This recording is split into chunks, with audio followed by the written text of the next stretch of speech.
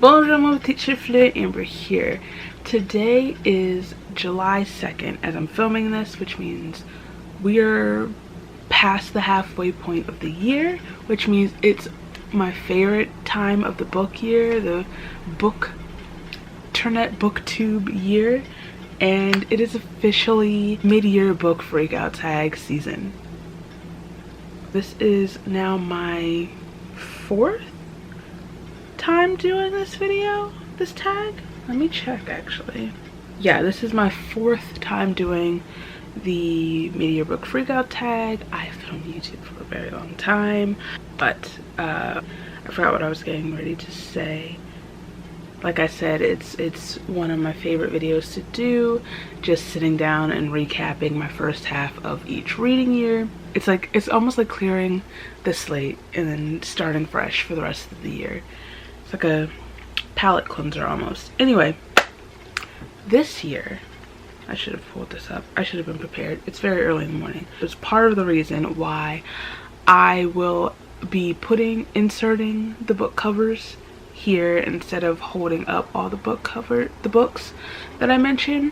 Aside from just the sheer earliness, I just don't have the energy to dig at all the books. I've mentioned before, I have way too many books for the space that I live in, so a lot of books are packed away in the closet and containers and whatnot.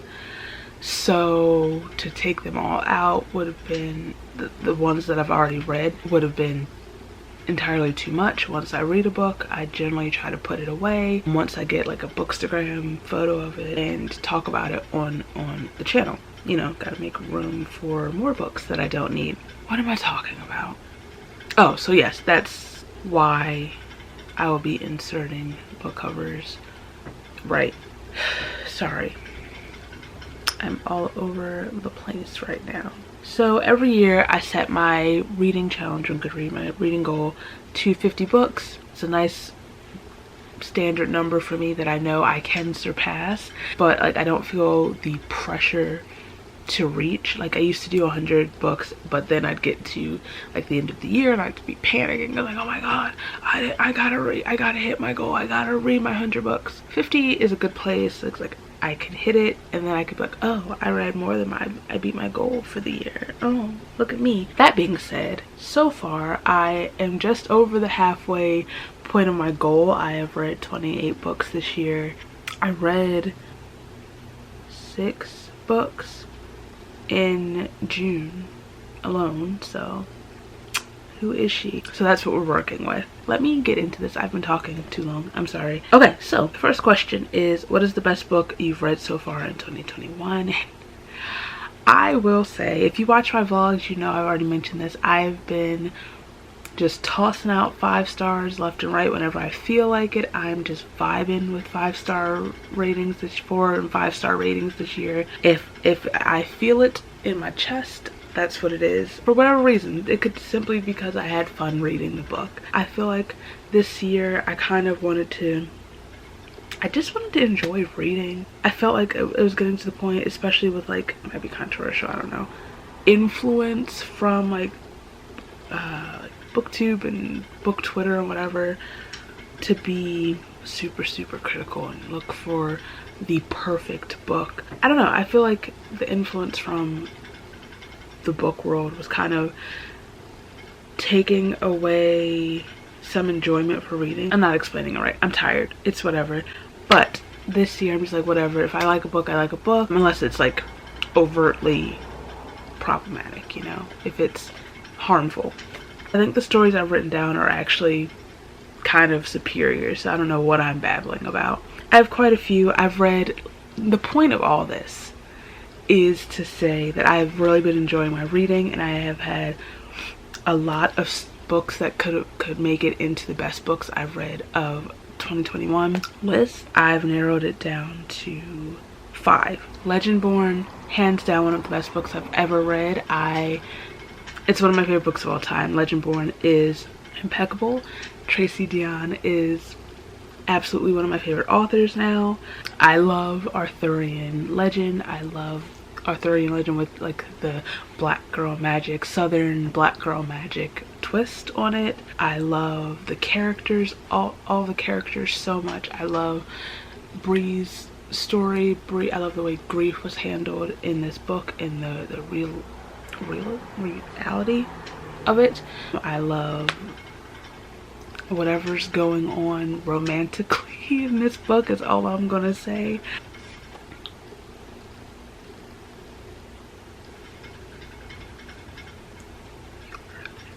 So, along with that, These Violent Delights by Chloe Gong.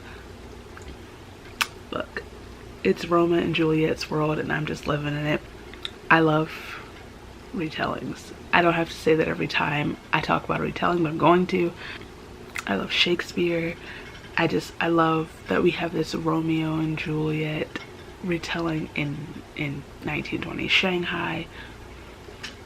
The environment, the fact that we have two rival gangs and like all of the morally great characters. I love these characters. Then we have Grown by Tiffany D. Jackson. We know Tiffany is one of, if not my favorite authors. I will read absolutely anything she puts out. Grown wrecked me. Grown destroyed me. Grown was really hard to read at times, but like, I say this every time, everything Tiffany touches is golden. White Smoke comes out in September,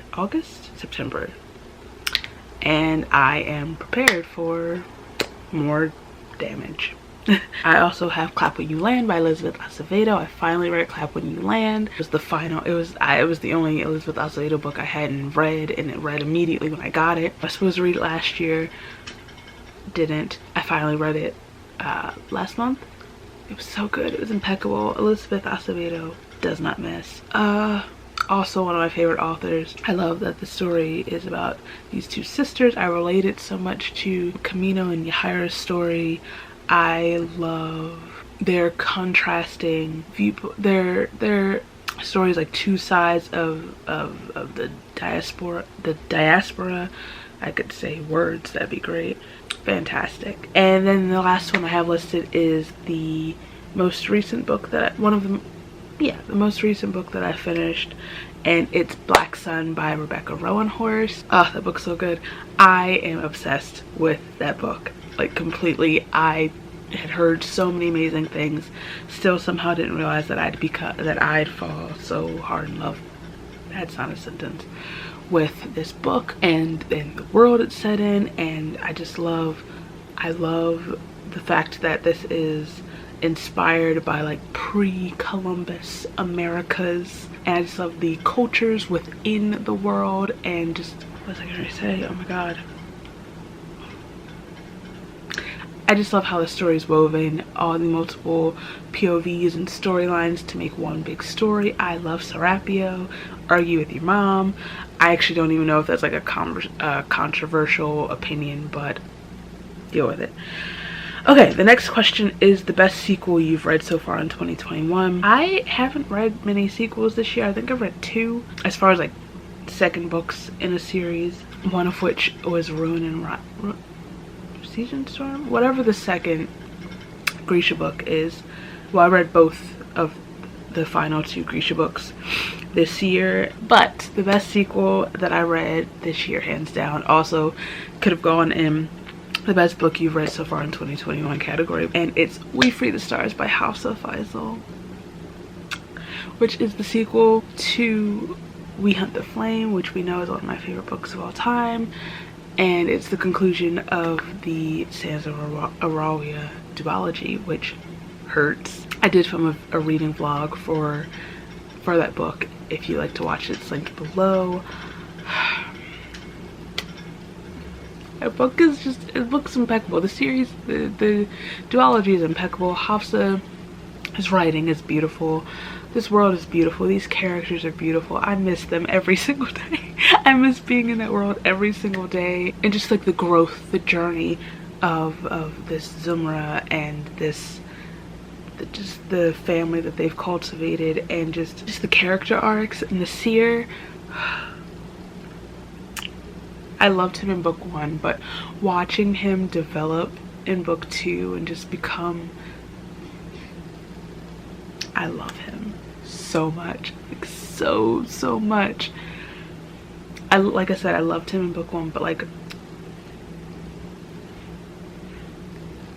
oh.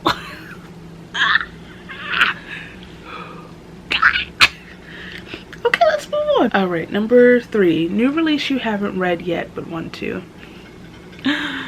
So many of them, so many of them. I mean, this one's sitting right next to me because I was unboxing the special edition box, Witch Shadow, but it doesn't really count because Witch Shadow just came out. But I do need to get around to this. What did I write down actually? The Gilded Ones by Namina Forna, Reaper of Souls by Rena Barron, which is the sequel to Kingdom of Souls, which another one of my favorite books. Wings of Ebony by J.L. I feel so ridiculous for not having read these books yet. Oh, Wild Women in the Blues. Oh, Witch Shadow is on my list. Witch Shadow by Susan Dennard is, as we know, the Witchlands is like my favorite ongoing series. I have raved about this series to no end, especially the last book, Blood Witch. Read this series, thank me later. They just get progressively better. Next, most anticipated release for the second half of the year. So many. Okay, so we have coming out The Wild Ones by Nafisa Azad, who I loved, the Candle and the Flame. Gods and Monsters, which is the final book in the Serpent and Dove series by Shelby Mahurin, another one of my absolute favorite series. I love Serpent and Dove. Iron Widow by Siren J. Shao. White Smoke by Tiffany D. Jackson, which I have already mentioned, which it's like a ghost story, but I'm sure Tiffany's gonna throw a twist in there that I'm not prepared for. And then I also have Our Violent Ends by Chloe Long, which is the conclusion sequel to, it's the These Violent Delights sequel and the conclusion of that duology. Apparently I love a duology. I am not prepared for whatever's about to happen next. Ooh, okay. So next is biggest disappointment. This upsets me. This upsets me. Now I know I already said I was really enjoying most of the books that I was reading. That being said, How to Find a Princess by Alyssa Cole didn't do it for me. Wasn't bad, just didn't live up to the expectations that I had for it, and I'm so upset. I've read that in June. I think it was the first book I read in June actually, and I had mentally hyped this book up to high heaven. I knew it was going to be perfection. The other books, well, this is only the second book in the Runaway Royal series, but that mixed with the Reluctant Royal series, I just knew. But this almost didn't even feel like a part of those books, that world. It felt just very disconnected from not just the Reluctant Royals, but it felt disconnected from book 1. I know they're standalones, but they kind of, at least from like the first series, this is a spin-off series, the first series, which kind of fed my expectation for this series. They're all standalones, but they're kind of connected in a way. In the first series, like all of the characters, at least there's at least one character that is part of this like sort of friendship group, I guess. But that's just the next one also hurts. And when I put them side by side, it makes me seem problematic. But it's really only because I tried to read them both around the same time. And the next one is Girls of Storm and Shadow by Natasha Nyan. I haven't even finished reading that book yet. It's not a DNF because I need to finish reading the book. And I'm determined to finish reading the book eventually. And then I'm determined to buy book 3, I guess. I don't know. I just want to have the complete series because I love book 1 so much. But I am about like 80 pages into it, and Oh boy, this book, another one that feels completely separate. It feels like it's written by a whole different person than book one. It does not feel the same. It feels so disconnected, and I don't know. I don't know what it is. I am not enjoying book two thus far, and I'm hoping that it gets better. I don't really have a lot of hope that it gets better because a friend of mine who's read it didn't really like it, and I'm just sad about it. I'm going to finish reading it and like form my own opinion, but right now I'm disappointed. I'm really let down, and that hurts because like book one was a fave. Okay, the next one is on this list, and I guess it technically shouldn't be because it's not really a disappointment because I expected, I went into it knowing that I wouldn't really like it, but I'm putting it here because there's not a question or a category for books I just straight up didn't like, and it's The Crown's Fate by Evelyn Skye, which is the Crown's Game sequel and conclusion of that duology. I didn't like The Crown's Game, so I went into this knowing that I probably wouldn't like it. I did expect how aggressively I wouldn't like it. The first book didn't need a sequel. It didn't need a sequel. It could have been a standalone, and it wouldn't have been my favorite book, but the second book was atrocious. Atrocious. Okay, so biggest surprise is actually literally such a surprise, and I'm so excited to talk about this, and it's Permanent Record by Mary H.K. Choi. Now, we know how I felt about Emergency Contact. I did not like that book. There's a whole reading vlog of me reading that book where I was just vlogging like regular, and I was just getting progressively more out of sorts reading that book that I had to separate that portion from my actual reading vlog that month and make it its own separate thing. So I was a little daunted going into Permanent Record, but I was reading it for a specific thing that you'll see later. But I'm so happy to report that I loved that book. I had fully enjoyed my time reading that book. I flew through it. I became so attached to the characters. I loved Pablo's voice, and that he was the one narrating the story, taking us through the story. I felt I related to him so much, and I'm so happy that I loved that book. And immediately after finishing the book, I purchased Yolk, which is Mary's third book, which I'm now very excited to read. I was going to buy Yolk anyway because the covers are always stunning for her books, so I was just gonna have it just to have it for the aesthetic, but now I am excited to actually consume the content within the book. So the next question is favorite new author, whether they are a debut or new to you, and without a doubt Tracy Deonn. Legendborn is everything to me. The writing, the world building, the characters. Tracy, beautiful. My brain just broke. I also want to throw in Chloe Gong because I also adored These Violent Delights, and I'm so excited for These Violent Ends. Also, I just love her internet presence. Next, also she is Kiwi, and y'all know how I love New Zealand. And that's like my dream place to visit. It's the top of my travel bucket list, which you would know if you were subscribed to my second channel. I have a bruise. Okay, number 8, newest fictional crush. And this question is generally like difficult and weird to answer as time goes on because I read a lot of YA books, so I'm not really in the age range to answer that question. So when I do, yes, this is a very long preface. When I answer this question, is usually like comes with a grain of salt that we are implying either an adult version of the character, right, if they're like no-go zone, or I'm thinking of it through the lens of who I would be in love with, who I would have a crush on at that age, right?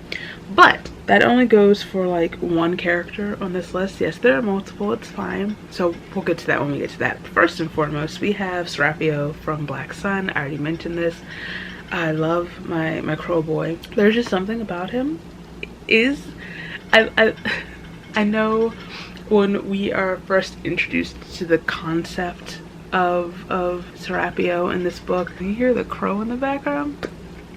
That's perfect. Okay, we're introduced to the concept of him. Xyla gives us the line, usually when a man is described as harmless, he is a villain. So there's like that blurred line there. Not that I care. That's my whole point. I don't really care. I don't know, I wouldn't call him a villain either, really. We don't have to have this conversation right now, but there's just something there that I'm just like, I'm interested. I see. It's like this mystery about him, but also this, like, I don't know, almost vulnerability. I don't know, I'm here for it. I also, if you want to give me a bath, I wouldn't mind that. Moving on. The next one is actually from a book that's not out yet. I read the arc of this book recently. It comes out in September 7th. Milan from the Shoddy Setup. It is a romance novel. It's kind of like a second chance romance novel. It's really, really cute. I really enjoyed it. And first of all, love me a man who I can flip a cute little beach house with. I really liked his character. He was really charming and sweet. I mean, aren't they all? Aren't all the romance love interests? No, actually. I don't want to spoil it because the book's not out yet, but I just love how much he loves the main character. That's not a spoiler, it's a romance novel. And just how he goes about things in the book is all I'm gonna say. Also, staying in the romance genre, we have Jacob from Actor Age Eve Brown, and it would be totally out of character for me to not include one of the Brown sisters' men. All of them. I love all of them, is what I'm saying. But you know, Chloe and Danny were last year, right? For me, I read both last year. I've really enjoyed Jacob, our strict, organized, icy bed and breakfast owner. I love that. I love his disdain for ducks. and then there's some scenes, you know, I'm like, oh, don't mind if I do. But yeah, I really enjoyed Jacob. Therefore, I had to, as soon as I finished the book, I rushed to add a Jacob candle to my Brown Sisters Men candle set. Available on Etsy now. Link is below. And the last one, well, last two, like I said, we're taking this with a grain of salt. So it's like the older versions of these characters, or like 17, 18, 19-year-old Amber would definitely have a crush. Selwyn Kane from Legendborn, our Merlin, and also Roma Montagov from These Violent Delights. Pretend to be shocked. Also, Roma is a gunslinging gangster soft boy, and I love that for him. So next we have newest favorite character. Speaking of These Violent Delights, Juliet Sy from These Violent Delights. I keep saying, take a shot, don't take a shot. One, it's 10 o'clock in the morning. Going with Juliet and Kathleen, my queens. I love them. I love them so much. Kathleen, Virgo queen confirmed. I love Juliet. I love that she will kill someone and ask questions later, quite literally. Also just love her whole vibe, her whole aesthetic. I think we'd be great friends. Who else I think Juliet would be friends with? Xyla from Black Sun. Just a bunch of butt-kicking women, and yes, absolutely. Okay, number 10 is a book that made you cry. There are two, and they're for two very different reasons. One is We Free the Stars, and the other is Grown. We Free the Stars for multiple reasons. I cried a lot. You have to do that right now? You have to take the trash right now. I cried multiple times for multiple reasons. during We Free the Stars. Aside from it being the end of my favorite duology, and just like I cried so much at the end of that book. The way it ended, Hafsa did not have to do that to me, but I'm glad she did. But also just watching like just that these characters go through so much, man, so much, and then grown. Speaking of characters that go through so much, these were a lot of angry tears. Just the content of that book is so heavy. It's a lot of triggering content within that book. So like I said, a lot of it was very hard to read, and just like as you go further into the story, it just made me progressively more upset and angry, and I cried. A lot of rage. Oh, the next one, I have 2 more questions. Next question is the most beautiful book you've received so far this year. And oh my god, I just unboxed my May Fairy Loot, and the Fairy Loot edition of Witches Steeped in Gold by Shannon Smart is one of the most beautiful things I've ever seen in my life. I don't have the book next to me, but I will insert the clip from me opening it here. It's so stunning. It's maybe one of the most beautiful editions of a book I've ever seen. Are you kidding me? Are you kidding me? You've outdone yourself. Ultimate dream is when my book eventually comes out, is to be in a Fairy Loot box. Also though, permanent record, like I said, Mary H.K. Choi books are always so beautiful, especially when you take off the dust jacket. I can't get over it. Okay, last question is a doozy. What books do you need to read by the end of the year? Aside from those new releases you haven't read yet but want to, I want to read Six of Crows by the end of the year. I'm thinking I might do an actual like full spoilery reading vlog reading the Six of Crows duology. I don't have Crooked Kingdom yet, but I gotta read A Vow So Bold and Deadly by Richard Kimmerer, which is the final book in the Cursebreakers series. So Curse So Dark and Lonely, A Heart So Fierce and Broken, and then A Vow So Bold and Deadly. I need to read Wings of Ebony by J.L., which I think I already mentioned. I need to read Bright Raven Skies, which is the final Sweet Black Waves book. Y'all know how I feel about that series. And I don't know why I've been putting off reading the final book. Well, part of it was because I couldn't find the book for a while. But now that I found it, actually, where'd I put it? I feel like subconsciously I am not letting myself finish the series and read the book. I need to finish Girls of Storm and Shadow, and also The Archer at Dawn by Swati Teardala. The final book in that series, The Chariot at Dusk, I believe it's called, did it come out the other day? Oops. Okay, well, mine should be coming soon. Or does it come out in July? I don't know. I pre-ordered the final book because I wanted the signed copy, and I wanted the little print that came with it from Books of Wonder. Oh, did I mention Six Crimson Cranes or most anticipated release for the second half of the year by Elizabeth Lim? If not, we're gonna throw that in there too. Also, I need to read The Damned by Renee Attia, which is the sequel to Beautiful. I think the 3rd book in that series comes out soon also, and I don't know how I've fallen behind, but I really need to read that book. So that's it. That's my first half of the reading year wrapped up. I have so much more reading I need to do. Fantastic. So thank you for watching this 2021 mid-year book freakout tag. Let me know what your favorite book so far of 2021 is, and a book, okay, this is a 3-part. Your favorite book that you've read so far this year, a book you still need to read this year, and your most anticipated release of the second half of 2021. Thank you for watching again. I think I said that already. If you like this video, please give it a thumbs up. If you like me, feel free to subscribe. All my places are down below so you can follow me, and I'll follow you back. And I'll see you very soon. Bye.